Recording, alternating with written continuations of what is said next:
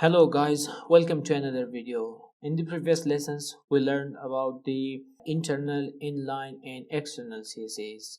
So the file is open, the previous file, and here you can see that my external CSS, which is style.css, it's linked to the index.html file. And I will show you the folder structure that we have the landing page, the project folder. Inside that I have two HTML files and one CSS folder. So inside the CSS folder I have my external CSS file, and that file is linked to my index.html, so everything is ready and good to go. And I have some elements like a tag, anchor tag, and a h1 tag, and a paragraph. So everything is ready and good to go. In this video we are going to practice the external CSS as well as the text formatting properties in CSS3.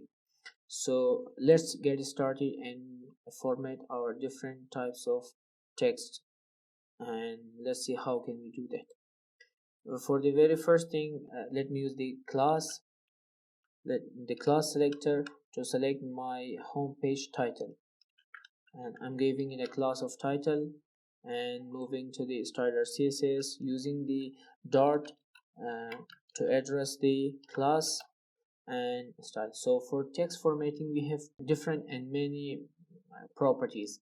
One property is font size, to change the size of the font. This title is h1, already very big, but we can make it larger. So let's see, I'm giving it 40px if it affects. Let's save it. So we got a larger font size for our h1.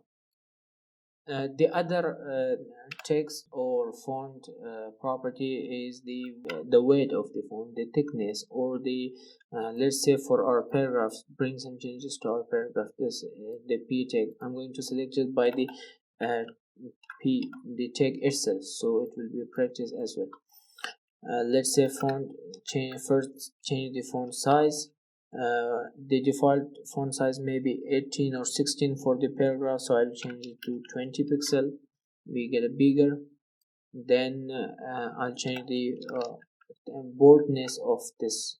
So font weight will be the property, and the value is from 100 to 900. Then we have some bold, bolder, and lighter. If we select the lighter or write the lighter, we'll get a lighter or thin text. But if we just give it a value of 600 or above, we'll get somehow bold text here.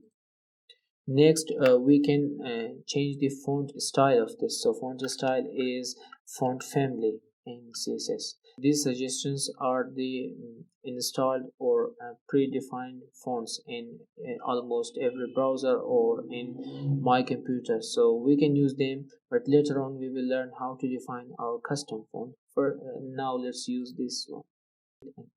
We got some different type of font. We can change its style as well. We had the em emphasize or italic tag in HTML, but if you forgot there, you can just make it italic by using the font style property in CSS, and use the italic value for it. So here you go. Beside all this, we can have the decoration, text decoration properties. Let's say we will put an underline under our title.